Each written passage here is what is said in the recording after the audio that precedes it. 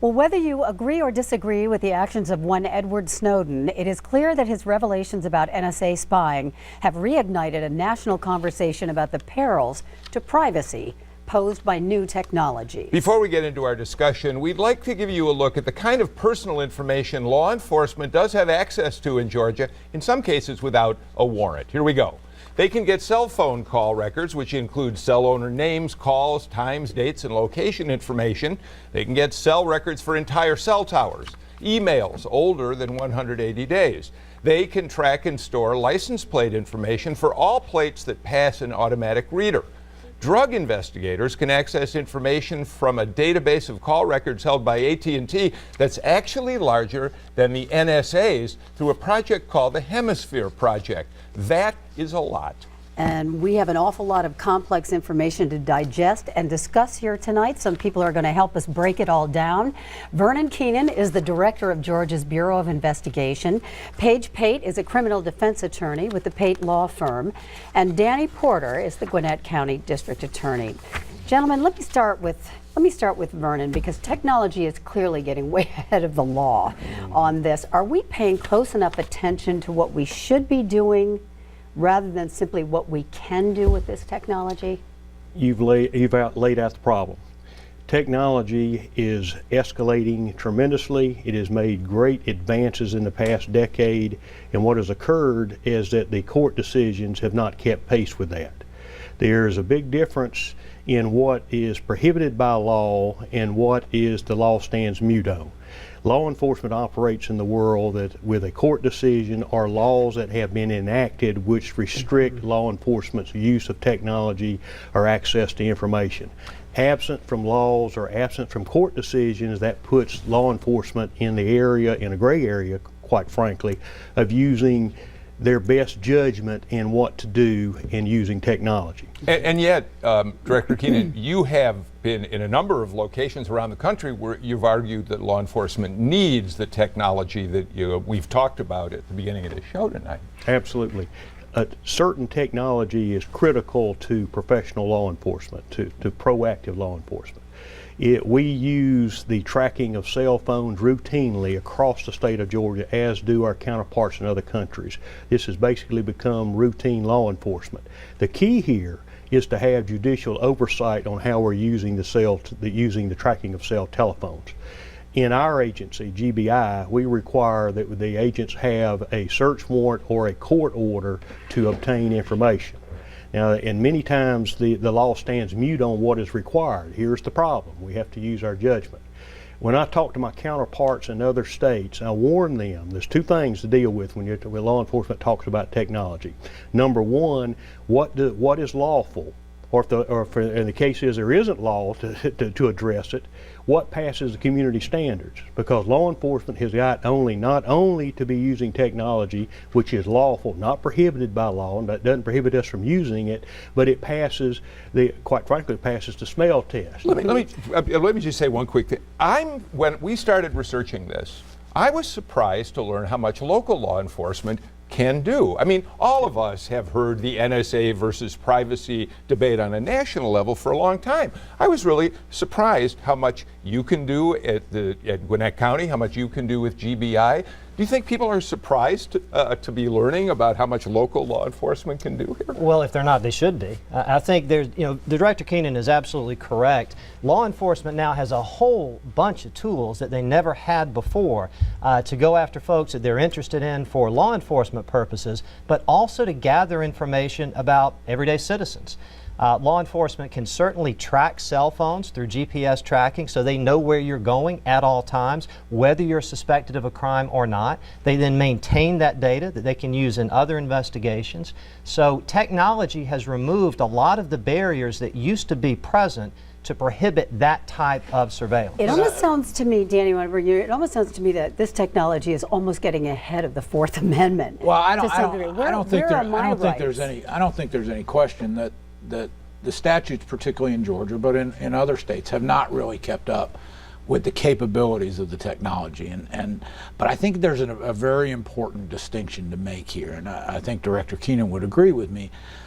We're different than the NSA. The NSA has a different mission. They collect data in different ways. Some of it we don't even know about. Here in Georgia, I know, and law enforcement, we don't fish, we hunt. So most of our technology gathering is targeted to people who are suspected of crimes. So yes, there are capabilities of tracking people who are not suspects. But you do also gather information on those who are, it's like collateral damage. In other words, where are my rights, my privacy rights? Am I just collateral damage? Well, actually, if I'm part of that collection process. It's in fairly limited cases that we have big collections of data, and usually it's as a result of some kind of an event. For instance, if in Gwinnett County, and we've used this technology, if there are a series of armed robberies, oftentimes what we will do is we'll get a court order that's based on probable cause, because as Director Keenan says, that's really the best we can do at this stage of the law. Yeah. We go to a judge who authorizes us to compel the phone company to dump data out of a cell tower, and then we analyze it looking for common phone numbers. So I'd like to see Paige Pate, Vernon Keenan, you're welcome to jump in, Danny. It's interesting, you as law enforcement folks, you said it yourself, you're not arguing for ever expanding right to surveil the citizens of a state. In fact, what I heard Vernon Keenan say is you're looking for some statutory language that would help establish what you can do legally so that your own folks are not going over the line. That's what I heard him say. Well, that's what I heard too, and that's refreshing to hear. That's what I said. Well, because the law, as it stands right now, does not require it. And some states have taken a proactive approach and said, look, if the Supreme Court's not going to give us any guidance on this, we're going to define by statute what we have to have before we get access to this data. Is it a search warrant? Is it a court order? Georgia could do that. Georgia can certainly put in place legislation, I believe some has been proposed, to require law enforcement to get a court order, a search warrant, before it obtains the type of GPS tracking data that we've been talking about. Do you worry that it's possible for you to start building a case out of data that a court might throw out when you go to trial, that a defense attorney can say they crossed the line, so the tougher language is a benefit to district attorneys too? We can tell. I can tell you for a prosecutor, the better position to be in is where a judge has approved your gathering of evidence. It makes Paige's job very difficult. If I have a search warrant, whether it's for DNA or whether it's for GPS locations or whether it's for bank records or for whatever it is, when a judge approves it, it's pretty much bulletproof from that standpoint. So much of this information gathering is done also in secrecy, and that I think hampers oversight. When you agree, I mean, again, I think you're making the comparison between the NSA gathering and what we actually do, because it's done without the knowledge of the target. For example, does the state of Georgia use stingrays? I'm not familiar with stingray. You're not? Okay, stingrays are. They essentially allow you to. These are like fake cell phone towers. Right. Okay, that portable cell tricks tower nearby emulators. phones. Do we use those in Georgia? Certain agencies, primarily federal agencies, use That's my point. use a portable cell tower emulator. Right. And it's done, but under U.S. law, under federal statutes, it Because they cannot be receive done. federal money to buy them. Actually, there's only 2 local agencies. Okay, that but have that's it. my point, though. But you have to some of these have- things are done in secrecy or through the back but they're door. done with a court order. They have to be done under 2703. They have to be But done. that's a under the very court loose order. court order. That is not something that requires probable cause. That's simply going to the judge, going to a federal magistrate, getting his signature on it without showing probable cause. It's a lower standard than a search warrant. But you have to, in order to get the evidence under that with that court order, you have to show a preponderance of evidence that it would lead to evidence of a criminal. That it's of relevant criminal to the activity. investigation. It's So relevant we to the talked in activity. the introduction to you all coming on about the Hemisphere project, which gathers more metadata than any NSA program now in existence. What is Hemisphere, And do the citizens of this state have reasons to be fearful of it? Well, if they use AT&T, they do. Hemisphere is a program where the DEA basically set up employees from AT&T in DEA offices to allow the DEA to access phone records going back 26 plus years. And millions of calls are being added to those records every day. So if I'm a DEA agent and I have some suspicion about a particular number that, say, I found on someone's cell phone, I want to find out who else this person's been calling, I simply go to the AT&T guy, and there's an office in Atlanta where this is done. Go to the AT&T guy, say, give me everything you got on this number. No judicial oversight whatsoever. Now, I don't know if that information is shared with local law enforcement, but I know that it has come up in other criminal cases. You can use it if you get it from the feds, isn't that right, Director Keenan? We can use it if we have a court order to get access to that, and it is target specific. It is not. Yes, there is a bulk data out there. We do not have control over it, but our access to it is only when we have a specific target, and there's a court order which allows us to go in and query for that data to get it returned to us. Well, there's one thing you got to remember.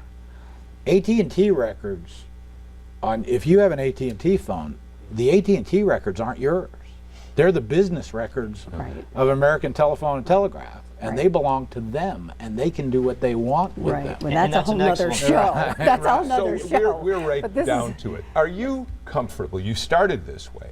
You're looking for the legislature to tell you we need to draw a line. So you're not entirely comfortable that we're about living in the Wild West of data collection, it sounds like. I do not want to, law enforcement does not want to be in the Wild West. And if you look at the dialogue which has occurred between two lawyers here on this program, imagine you're the law enforcement officer that's looking to do the right thing, and where's the guidance going to come from? It can come from laws that have been enacted after appropriate debate, or it can come through court decisions which are probably going to be handed down based on the abuses of law enforcement.